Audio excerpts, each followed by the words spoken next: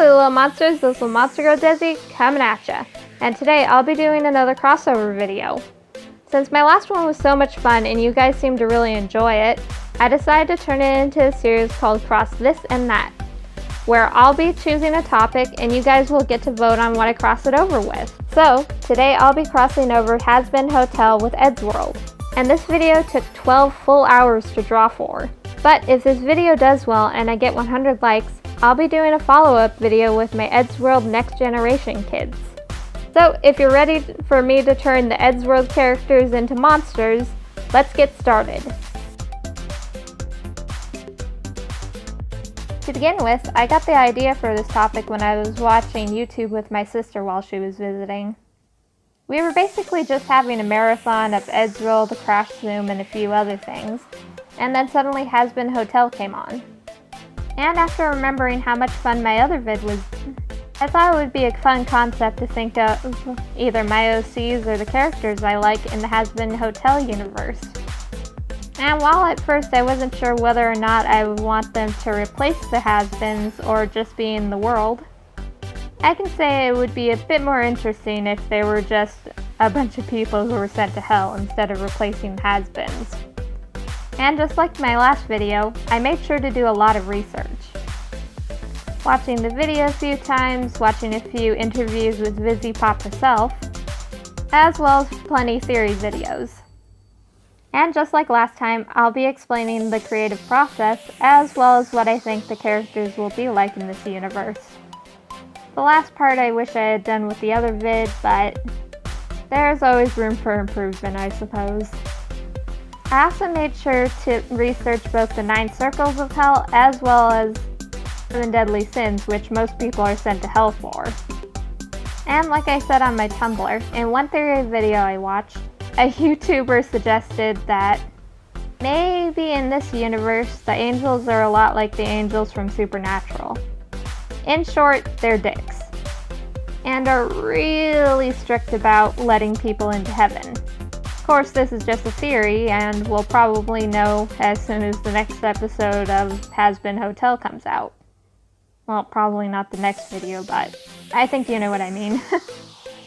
And I'd also like to mention that before now, I've been a pretty casual fan about Hazbin Hotel, and of course Hell of a Boss. So with that in mind, if you're not a fan of Hazbin Hotel or Hell of a Boss, or the content and context that the videos have, and I suggest you stop watching this video, because it's possible I might touch upon a few dark topics and some other things that some people might find a bit sensitive. So with all that in mind, I really like the idea of this concept because you can place the characters in different eras. They don't have to be from the 21st century, which leaves a lot of room for creativity. And especially for an AU that takes place in hell. I definitely know that if you research different eras and the darkest parts of those eras, you'll find a lot of interesting stuff, which I definitely did for quite a few of my characters, as well as the Eddsworld boys. Oh, also, if you're not a fan of OC shipping or fan canon shipping, again, this isn't a video for you. So I'd like to ask that you please refrain from saying, "I shipped this" in the comments. Because while I'm somebody who ships about everything, it's not exactly fun to read about how people hate this ship and how people hate your ship and stuff like that. So please be respectful in the comments. So now I'll get on to the character designs, this time starting with Ed. When I thought about this AU, right away I wanted to make Ed a manticore. Because one, he loves cats, and second, his horoscope is the scorpion, and a manticore has a scorpion tail. So for me at least, I thought it was fitting. And when designing his outfit, I decided to reference Dolokas's Hidden Side AU for Eddsworld. And I know in some AUs, artists like drawing Ed as a jock, which I find pretty cute. Plus he is a big guy, so I can definitely see him as a jock type too. Plus, Letterman jackets look really cool. I also thought it would be fun to set Ed in the 1960s era. And if you've watched pre-Legacy Eddsworld, you know that Ed is no angel. So I can imagine he's done quite a few things to end up in hell, even if he is still a cola-loving fun boy. And while a lot of people like to speculate that Ed only drinks cola and doesn't like alcohol, he just kind of screams frat boy to me. So in this AU, I can kind of imagine him having gone to a house party and then on the way home, gets run over by a car. Kind of a quick and simple death, but I didn't really want to start out being gruesome. As for his monster design, which I kind of forgot to draw the wings at first, I had to be kind of careful not to make him look too green, especially since I wanted the Letterman jacket to be red. Or else he might have ended up looking like a Christmas tree. Hopefully I avoided that.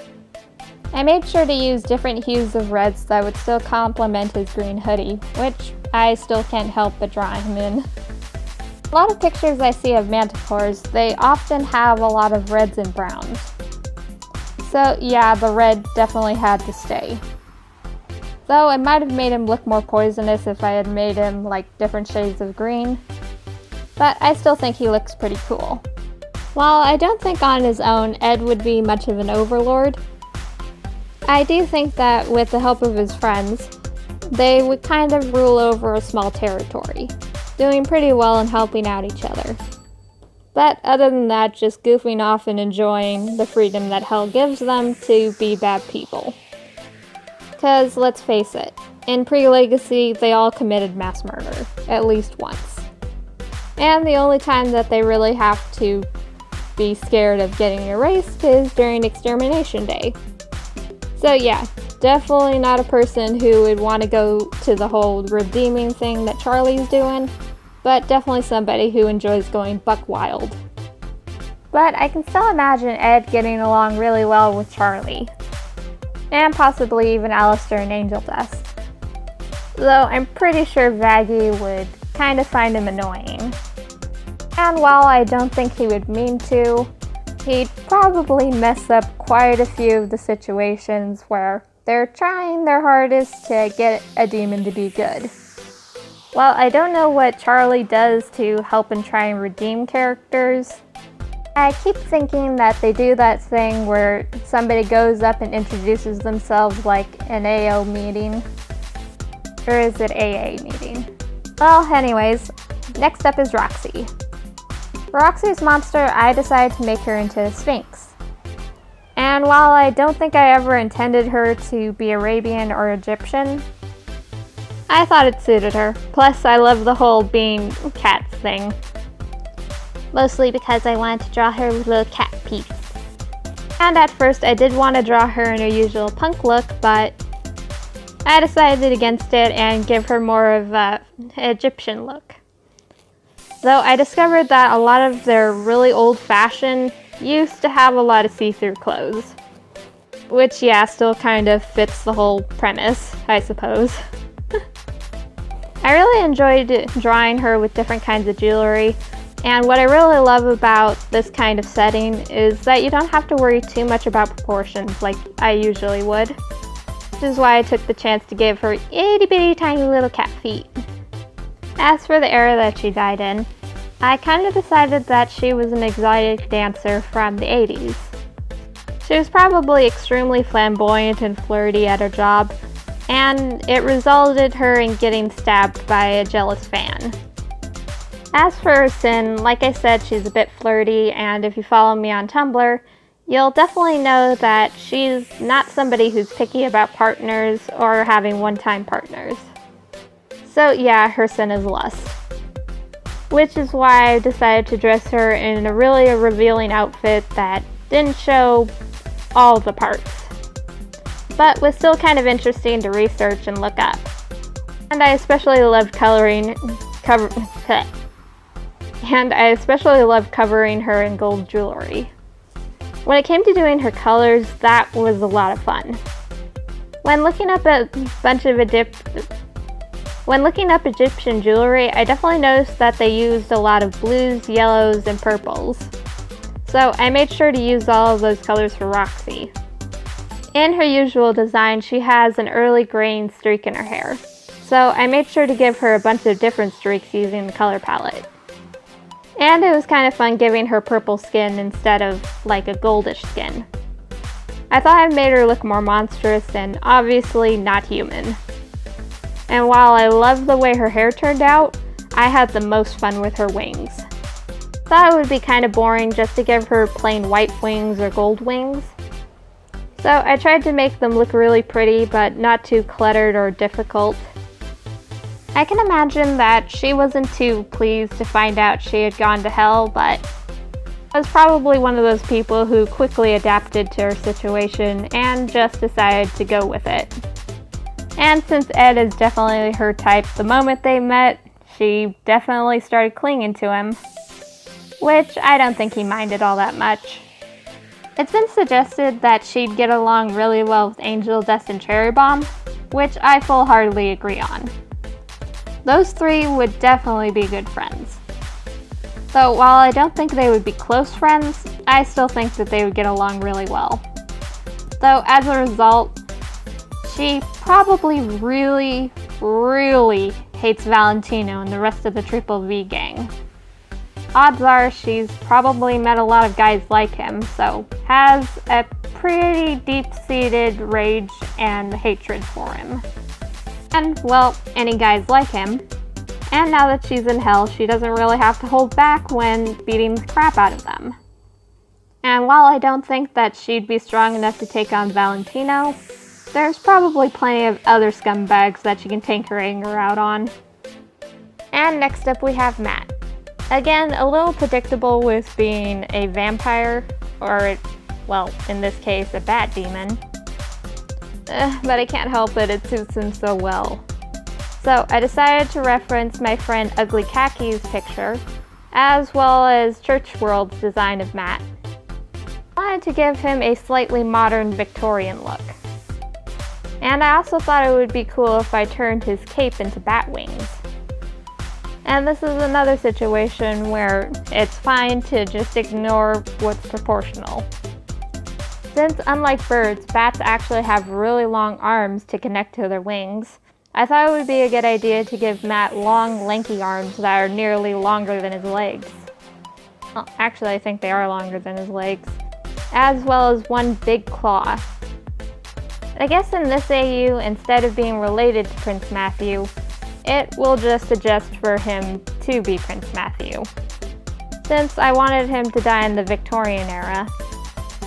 I can imagine that he was extremely vain and narcissistic as always, so his sin would have been pride. And the way he died was through poisoning. While I can't say he was really evil, I guess it was mostly unintentional. The Victorian era could be kind of cutthroat for the nobles, so I can imagine that while he didn't want to be that way, he knew he had to just to survive. Until, well, he was poisoned, but that's beside the point. When it came to coloring him, that was really fun. And out of all of them, he ended up being the most colorful. While drawing him, I wasn't really sure if I wanted to keep his red hair or if I wanted to change it. So instead, I went for more of a peachy orange instead of a ginger orange. And if you didn't know, purple was actually a color that was really hard to get. So pretty much only the really rich and noble were allowed to wear it. Well, because they're the only ones who could afford it. So I still had to draw him in purple. But I tried to be a bit creative with the shades of purple, his wings being, well, a regular purple, while his shirt is more of a blue purple. Meanwhile, referencing the whole purple leader picture that Ugly Khaki did. I actually had to stop myself from giving him a crown while drawing him.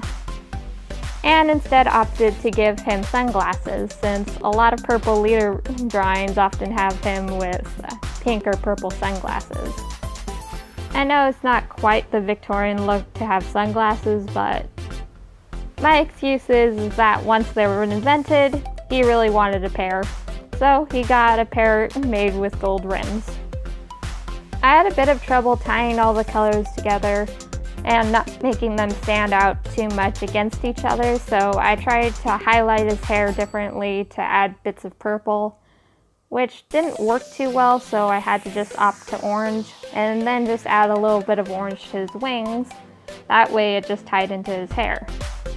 And finally, I made sure to give him a gold trim to basically just accent the whole thing. And besides, what's fancier than a gold trim? Now Amanda, she gave me a lot of problems with just what kind of demon she would be and her sin. Anybody who knows her knows that she is just a pure marshmallow. Just the sweetest girl ever. So in the end, I decided to just make her a fallen angel of sorts. Since she's not exactly somebody who would intentionally do something wrong, I had to look it up to make sure, and quite a few people think that it's a grave sin to actually give up your faith. So yeah, a fallen angel kind of fits. I originally wanted her to look the most human out of all of them, but I decided that making her look too human wouldn't fit right either. I had also decided early on to place her in the 50s. So while she has a very human silhouette, I decided to give her one eye and very tiny feet to the point where it just looks like she's on sticks. I also originally wanted to give her wings that looked like they were singed, but for some reason I couldn't get it to look right. And then I remembered two things. In some cases, people write it as that fallen angels' wings turn black. Meanwhile, in other cases, it's written that they get their wings torn off. So I decided it would be a bit more interesting that archangels are the ones that get their wings blackened, while mortal souls get their wings torn off. So in place of her wings, I gave her a big ribbon, kind of both as a way to symbolize what she had, as well as the whole wings blackening thing. I also decided that she should keep her halos, but her halo got broken. Now the real trouble I had was coloring her. Originally, her signature color is a periwinkle light blue, and sometimes pinks or a light purple. But no matter what I did, I couldn't get it to look right, even after I gave her grayish blue skin. And as you can see, I pretty much went through every color in the rainbow that I thought would work. At first thinking that a cream colored dress would help reference the whole being an angel thing, but didn't quite look right, so I tried to make it slightly blue, but I don't know. I kind of tried to force it to work, but even after I finished coloring in the ribbon, it still didn't look right. So I instead gave her a red dress and made her eyes blue with a cream color trim. And I can honestly say that I'm more happy with that. Also, if you hadn't noticed, what's keeping her dress all poofed out is actually feathers. I just thought that would be a nice touch.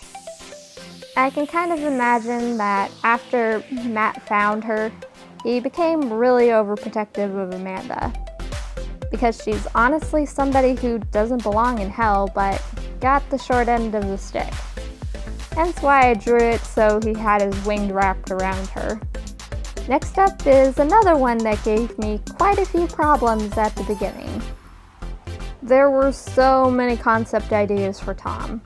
Ones that I obviously didn't show, but especially since Tom already has a monster form just like both Tord and Matt, I didn't want to go for the predictable thing and tried to steer clear of that. I also tried to reference Creep's World at the beginning, but I actually decided to make him a moth. And while it definitely would have been cool to put eyes on his neck, I really wanted to keep the fluffy neck fluff. I said fluff 2 times. And I had also already decided to give him one eye, but I wasn't sure if I wanted to keep the whole multiple eye concept somewhere else on his body. And while I was actually researching for this topic, I was also looking up OCs for the fandom to try and get an idea. And that's when I stumbled across a picture of a deity on somebody's Twitter. Sadly, I forgot to save that picture to show you, so yeah. But anyways, the deity had 4 eyes that floated around them. And I actually mistook them for wings real quick until I realized that they were in front of his face instead of behind him. So I decided to make Tom's wings his eyes. I had also already decided to make him blue, but I made sure to mute the tones because I wanted to give him some brighter accents to kind of liven things up. So I made sure to give his hair and neck fluff a few gold streaks, as well as making his eyes gold that faded into orange around the X-shaped pupils. Tom is placed in I decided to place Tom in the 20s. Pretty much during the time of the Prohibition, and if you couldn't already guess, he literally drank himself to death. Still a bit predictable, but eh. As for his sin, I can probably guess that it would be sloth. For whatever reasons, he was having problems in his life, and instead of facing them, he decided to be lazy and drink his problems away until it poisoned him. He's probably a lot physically stronger than his friends, but power-wise, probably not. And he's probably also another character more content with being a sinner rather than ascending to a higher purpose. As for Susan, I actually purposely avoided making her a guitar. There's probably another creative person who could do this concept a lot better than I could, especially since it has shown that inanimate objects, which I'm guessing would be possessed, can be characters in Hazbin Hotel with Vox as an example. I, however, am not creative enough to come up with something like that, so instead I made her a songbird. More specifically, a harpy. I literally refuse to call it a demon bird, let alone a demon canary, because that's what she obviously looks like before I actually colored her.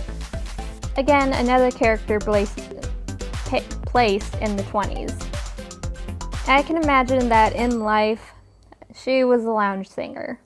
So I did my best to make her look like a flapper, as well as incorporate the whole feather shapes into her dress, to kind of make it look like it's, well, her feathers instead of actual clothes. I had also thought of giving her a feather boa, similar to how Stoic has a cape for his wings. But I wasn't sure how to, draw that, so I just gave her wings. I kind of regret that, but at least they look good. I don't draw feathers a lot because I don't draw birds a lot, but I actually had a really fun time drawing her little feet.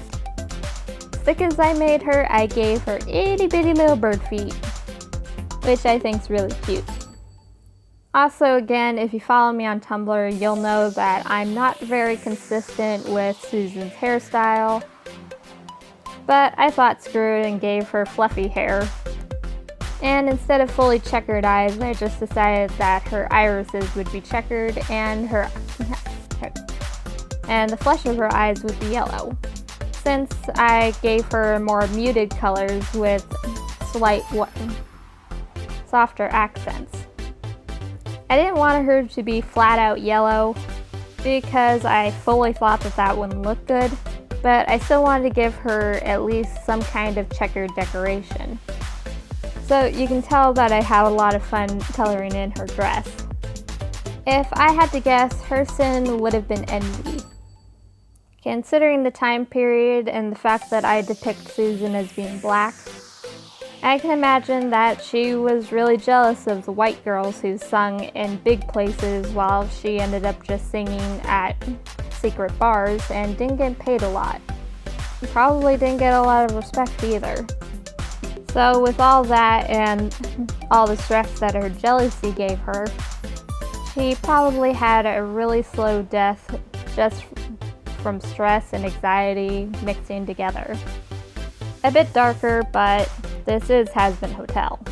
While I don't have much to say about the relationship, I can definitely say that when they first met, it was kind of love at first sight for them both.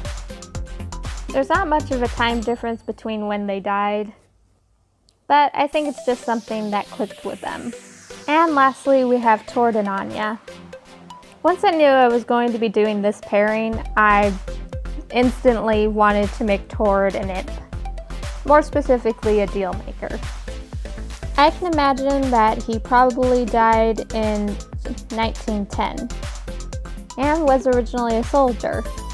So you can probably guess why he went to hell, especially since it's been shown that Tord really likes using his gun. Since I knew I was going to be making him red, I made sure to make his outfit kind of simple with a lot of muted colors. And again, I made sure to reference Church World, where in that AU, Tord has a coat with a fluffy neck. And I've also seen a few people draw him with a choker, which I honestly couldn't resist doing. You can imagine he died from an explosion, which left his coloring to make it look like he has a scar on his face. And yes, he does still have both arms. I was actually really excited to get onto his coloring because of how I wanted to do his scar and eye. And again, using ibisPAINT's art as a reference, had a lot of fun with all the different little details, from the stripes on his horn to the stripes on his tail. And even though I gave him white hair, I actually debated on whether to give him white hair or give him blonde hair. And I think giving him white hair was the better option. Honestly, Tord and Anya were the ones that I had the most fun with, just because that by the time I got to them, I was definitely starting to burn too much oil, so going the simplest and most predictable route for them was a lot more fun. As for Tord being a deal maker, I can imagine that once he makes a deal with somebody, he probably takes their soul in a sense to where they have to work for him once they go to hell. So yeah, Tord is definitely the strongest out of the rest of the demons in his group. And that being the case, I can also imagine that Anya was one of the people that he made a deal with. And just like in my next gen AU, Anya has the darkest background. As I said, I did a lot of research. Anya died in 1933, at least around that time, during the mass deportation that happened in Russia. As it is, Anya probably fell in love with the wrong guy and it got her into a lot of trouble. As for her design, I really wanted to make her a ram just because I really love drawing Anya as a sheep, and I also took this as a big chance to make her a lot taller than Tord. I really enjoy the whole joke of Russians being these giant people, but didn't get to explore it a lot. So yeah, giant goat. Sheep. I also wanted to go with a whole, well, something that I call a Harlequin look. You know, with the whole half one color, half this color kind of thing. But instead of red and black, I decided to use a cream color and pink. I just really love drawing Anya with pink. And while I originally decided against giving her long hair, I couldn't resist giving her a giant fluffy tail. And as for Sin, I can definitely say that it would be Wrath. Anya really isn't the type of person you want to fuck with. While she may be really calm on the outside, if you piss her off, you're definitely going to die. And that's pretty much what wound her up in hell. I can imagine when Tord came to her with a deal, instead of making the deal to get off the island, she instead made it so that Tord would kill the guy who betrayed her, and then later died of starvation on the tiny island, and ended up being really thankful into meeting Tord again in hell. I know that sounds a bit weird, but you can't always put logic to crazy, I suppose. Oh god, finally it's done. This took forever to do. Mostly because the audio somehow ended up getting corrupted the first time, so I had to redo all of it again. This time taking the safer route to instead kind of cut the audio up into different little chunks instead of trying to record it all at once again.